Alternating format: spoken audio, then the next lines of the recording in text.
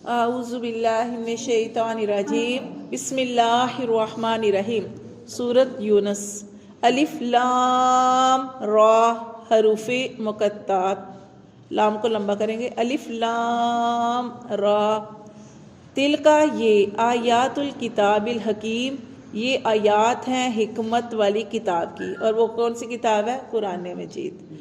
آکانا کیا ہے، للناسی لوگوں کے لیے، عجبن یہ عجب بات ہے، ان اوہینا کہ ہم نے وحی کی، الا طرف رجل ایک آدمی کی، منہم جو انہی میں سے ہے، ان انذر الناسا یہ وحی کی اللہ تعالیٰ نے کہ ڈر سناؤ لوگوں کو، وبشر الذین اور خوشخبریاں سناؤ لوگوں کو، آمنو ان لوگوں کو جو ایمان لائے. ڈر سنانا ہے اور خوشخبریاں بھی سنانی ہے. دیکھیں اس آیت میں کیا کہا جا رہا ہے کہ کیا لوگوں کو یہ بات بڑی عجیب لگتی ہے کہ ہم نے انہی میں سے ایک آدمی کی طرف وحی کی. کیونکہ وہ کیا کہتے تھے، کیونکہ دیکھیں نا کافروں کا یا جو بڑے بڑے سردار گزرے ہیں ان کا کیا تھا، ان کا یہ تھا کہ سرداری جو ہے، نبوت جو ہے کسی بڑے آدمی کو ملنی چاہیے.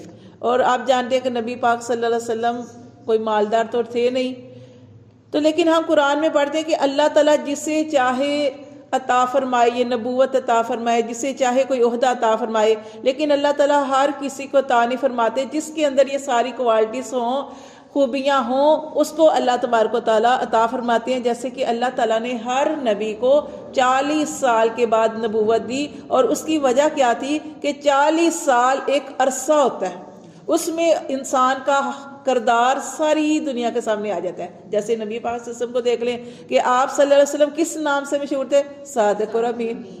آپ صلی اللہ علیہ وسلم نے کبھی کوئی غلط کام نہیں کیا تھا. آپ صلی اللہ علیہ وسلم کی زندگی لوگوں کے سامنے تھی. اللہ تعالیٰ نے آپ کو 40 سال بعد نبی بنایا.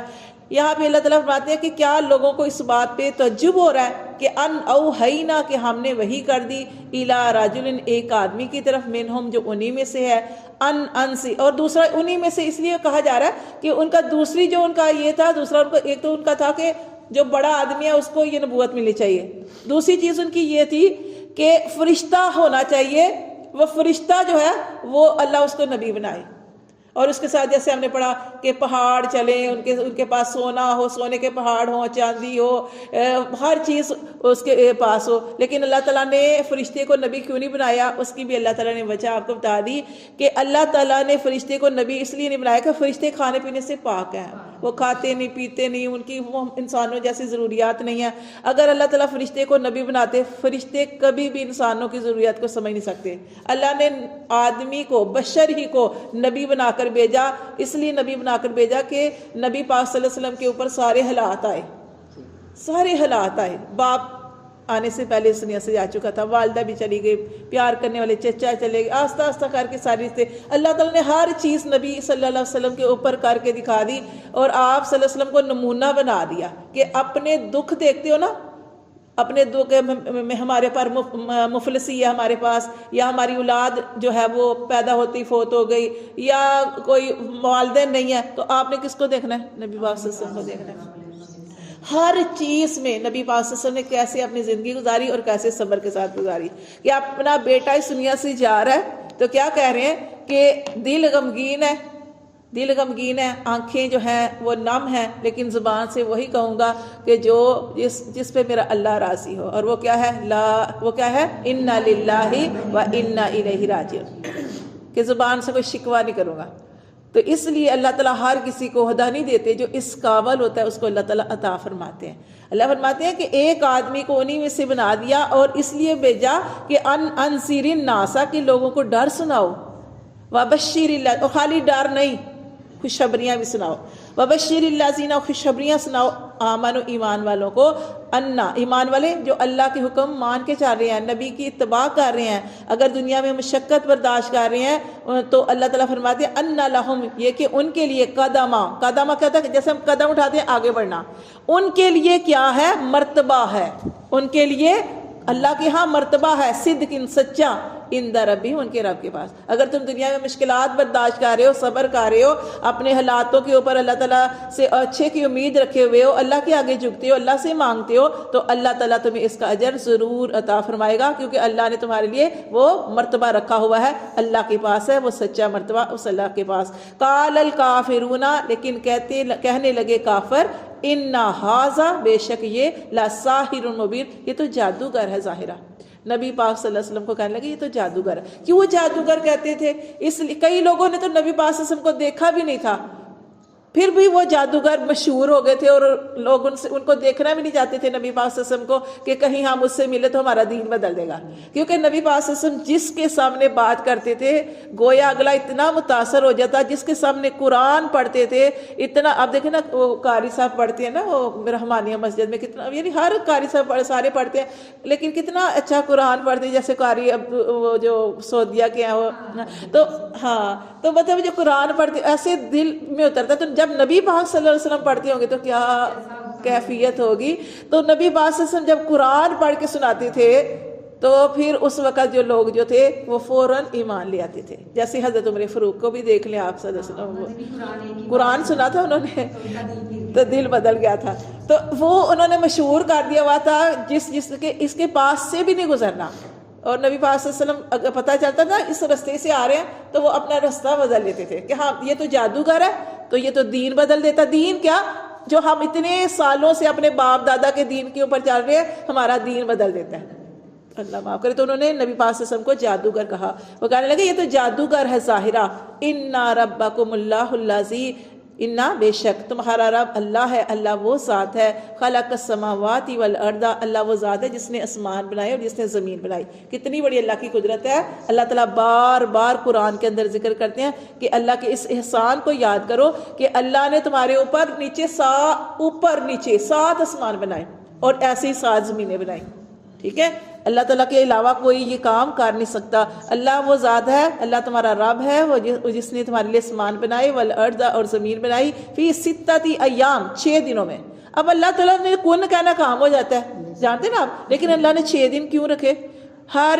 جو بھی انسان کوئی بھی کام کرنے لگے تو اس کے بارے میں پہلے سوچے کہ ہم نے اس کام کو کس طریقے سے کرنا ہے. یہ ہمارے لیے انسانوں کو طریقہ سکھانے کے لیے کہ کوئی بھی کام کرنا ہے پلاننگ کے ساتھ کرو، اس کی منصوبہ بندی کرو کہ کیسے کرنا ہے ہم نے. یہ تو کوئی بھی کام، جیسے آپ دیکھیں شادیوں کا ہوتا ہے، مشورے سے کرو. کوئی بھی کام آپ نے کرنا ہے تو کیا کرنا ہے کہ اللہ تعالیٰ 1 منٹ میں کر سکتے تھے، اللہ نے کہنا تھا ہو جاتا، لیکن اللہ تعالیٰ نے 6 دنوں میں بنایا صرف انسانوں کو سمجھانے کے لیے. پھر ثم استوى، پھر اللہ تعالیٰ استوا، اللہ تعالیٰ نے فرمایا علی العرش، پھر اللہ تعالیٰ عرش پہ متوجہ ہوئے، عرش پر استوا فرمایا.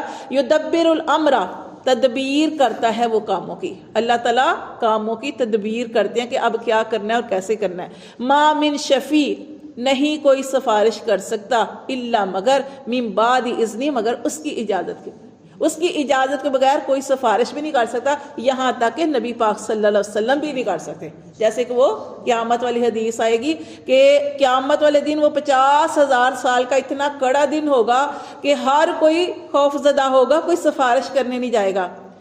لیکن آخرکار نبی پاک صلی اللہ علیہ وسلم ہی جائیں گے، لیکن کتنی دیر تک کوئی سفارش کرنے ہی نہیں جائے گا. کون جائے، سارے ایک دوسرے کو کہیں گے، نبی کو کہیں گے، کوئی نہیں جائے گا. پھر سارے نبی، جتنے بھی نبی اللہ تعالیٰ نے بھیجے، کم و بیش 1,24,000 نبی بھیجے، وہ سارے نبی مشورہ کریں گے اور کہیں گے کہ سب سے زیادہ فضیلت والے نبی کے پاس جو ہے وہ جایا جائے. پھر نبی پاک صلی اللہ علیہ وسلم کے پاس جائیں گے، تب نبی پاک صلی اللہ علیہ وسلم فرمائیں گے ہاں مجھے تو اللہ نے اسی لیے پیدا کیا تھا کہ میں تمہاری سفارش کروں. کیونکہ اللہ تعالیٰ نے ہر نبی کو اختیار دیا تھا، دنیا میں ہر نبی کو اختیار دیا تھا سوال کرنے کا. سب نے اپنا سوال اللہ سے کر لیا. نبی پاک صلی اللہ علیہ وسلم نے فرمایا میں نے اس کو آخرت میں سنبھال کے رکھا ہے، میں وہ آخرت میں سوال اللہ سے کروں گا. وہ کہا کہ میں سفارش کروں گا.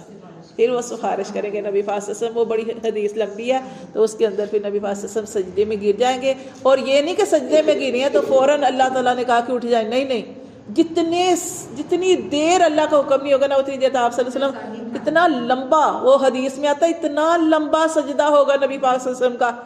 اور وہ اس وقت اللہ تعالیٰ ہی نبی پاک صلی اللہ علیہ وسلم کو ایک ایسی تعریف سکھائیں گے کہ وہ نبی پاک صلی اللہ علیہ وسلم وہ تعریف اللہ تعالیٰ کی بیان کریں گے تو اللہ تعالیٰ تب کہیں گے کہ سجدے سے سر اٹھائیے اور جو آپ کہتے ہیں آپ کی سفارش جو ہے وہ پوری کی جائے گی. تو یہ ان کے بارے میں ہے کہ اللہ فرماتے ہیں کہ کوئی بھی سفارش، لیکن جب پھر سفارشوں کا سلسلہ شروع ہو جائے گا تو پھر ایک فقیر بھی سفارش کرے گا. سب سے پہلے سفارش نبی پاک صلی اللہ علیہ وسلم کی ہوگی.